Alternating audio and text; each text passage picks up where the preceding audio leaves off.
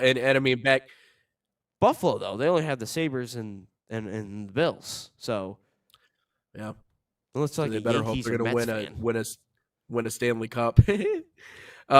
But to those who are curious about the Bills' curse, according to legend, a dead president is actually to blame for the Bills' lack of postseason success. As in 1901, sitting president William McKinley was shot and killed in Buffalo, New York, which the city believes is the reason they have never won a major professional sports championship. So that means the Sabres or the Bills have never won a championship in their respective sports.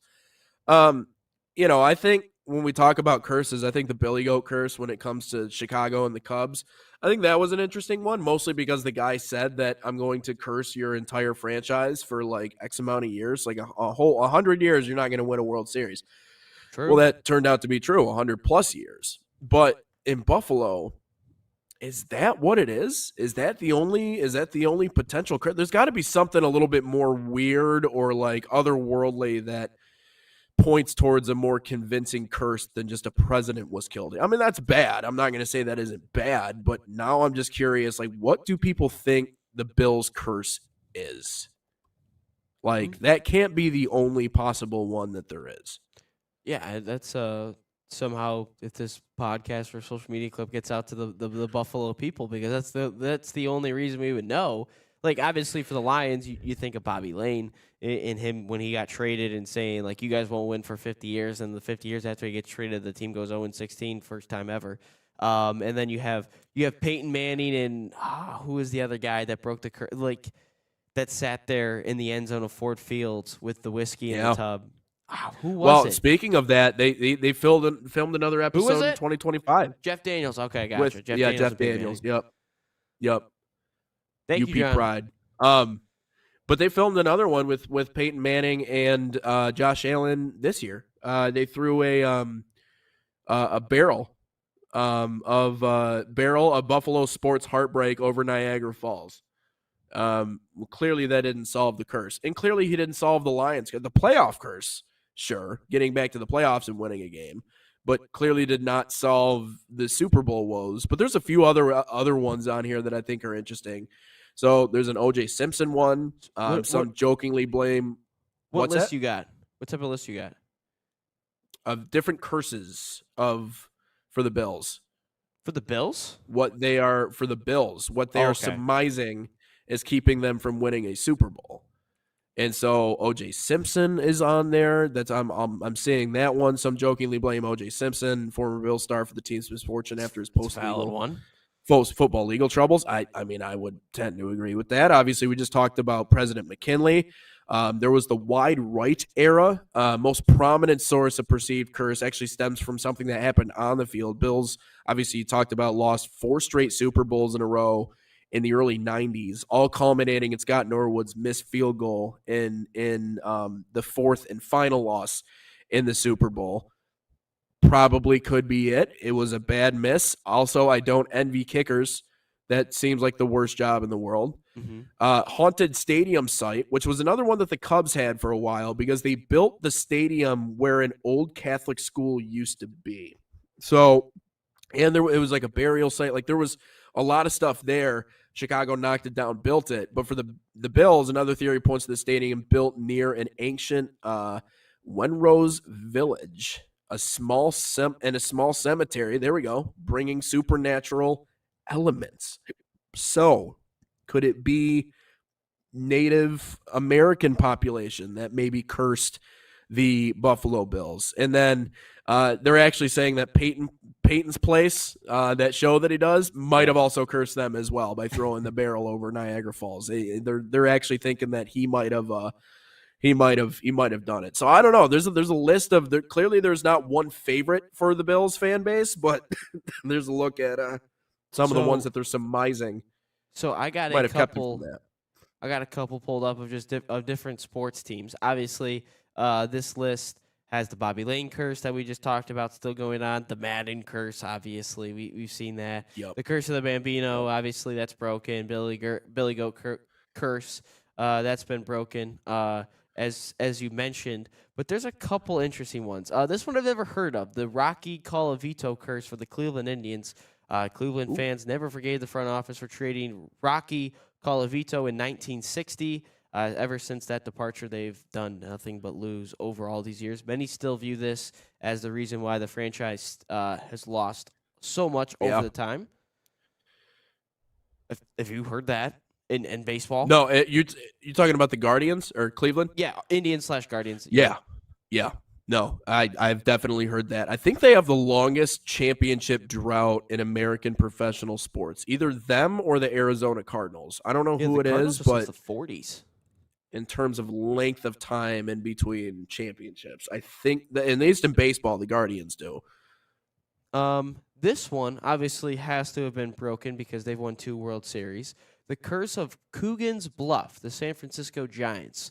When the Giants left New York in '57, a memorial plaque honoring fallen player Eddie Grant was lost. Despite multiple pennants in San Francisco, the team couldn't win a World Series until a replica plaque was installed in 2006. 3 championships followed in the next 8 years. Wow.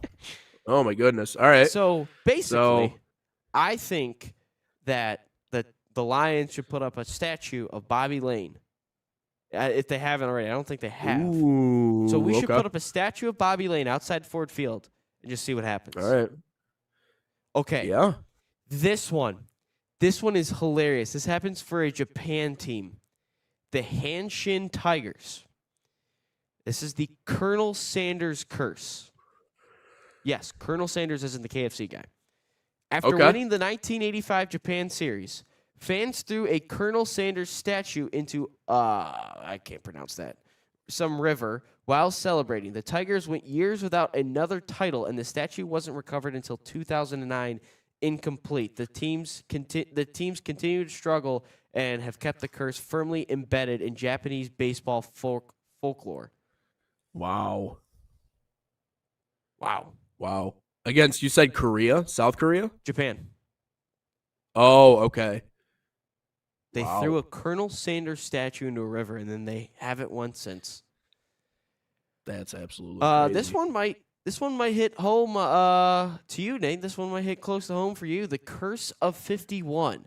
Mayo GAA. Mayo's 1951 All Ireland Gaelic football title was followed by decades of near misses. A legend claims a curse prevents another championship until all members of the winning team have passed away. Despite multiple finals appearances, Mayo remains without a title. Wow. What does that hit close to home? Because I got red hair on my face? Is that why it hits close to home, Ryan? Well, it says All Ireland football team, so I'm just messing with you. So, No, that's wild. That's another wild one. I like this list. Keep it going. the Talladega Superstition. Obviously, drivers have long regarded Talladega as one of the most dangerous tracks. Unexplained incidents. Obviously, Dale Earnhardt we know about. Right. The Socceroos Shaman Curse. Australia men's national team. All right, let's listen to this. Before a 1969 World Cup qualifier, the Australian squad allegedly hired a shaman? Shaman? Shaman? Okay, thank you. John just correcting us today here. Hired a shaman to jinx their opponent. After failing to pay him, the story goes the curse turned in against them. For decades, Australia has struggled to qualify.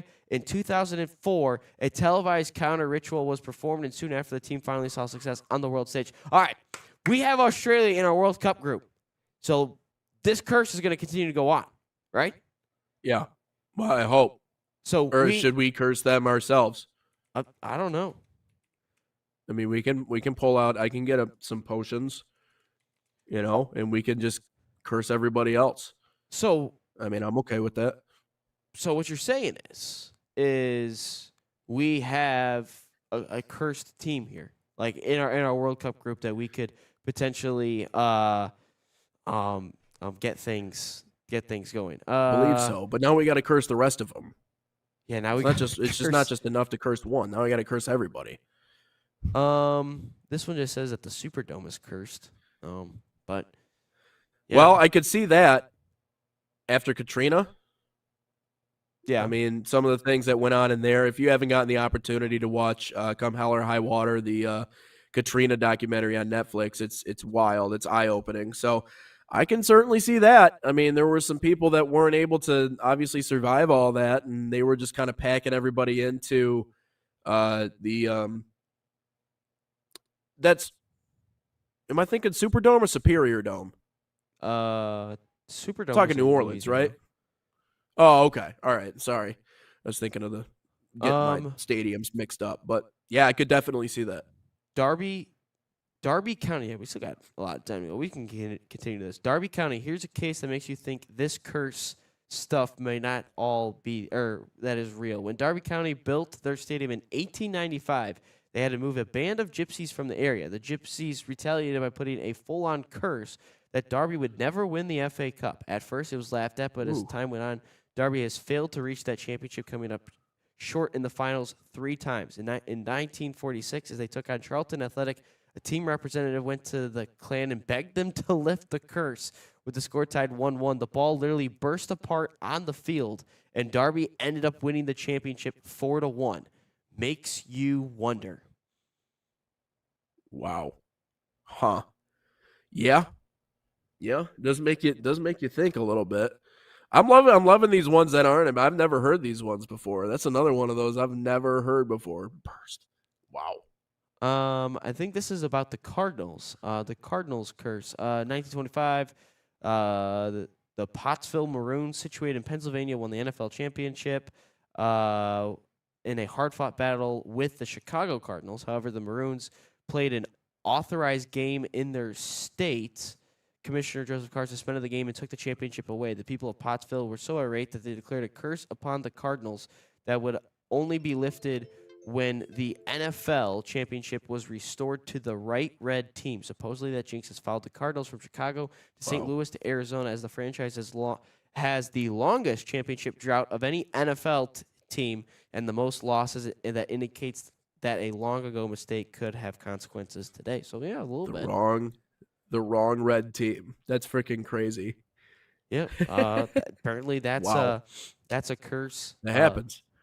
The Black Sox. In 1920, the Chicago White Sox were in Oh the yeah. midst of a heated pennant chase when the word rocked the baseball world that 8 White Sox players had conspired with gamblers. Oh, so this has been going on for over a decade. With gamblers to throw the 1919 World Series. Oh, absolutely. Um, Especially before it was legalized. some Like they didn't. Yeah. some might cite Continue. that due to bad management, but the stigma of the Black Sox would haunt the South Side for decades before they finally won the World Series in 2005. Many have pointed out Wow. to the unique bit of the gap lends a bit more to the curse. You think about Chicago and baseball teams. You think of all these different Yep. curses. It's wild. Let's take a quick step aside though.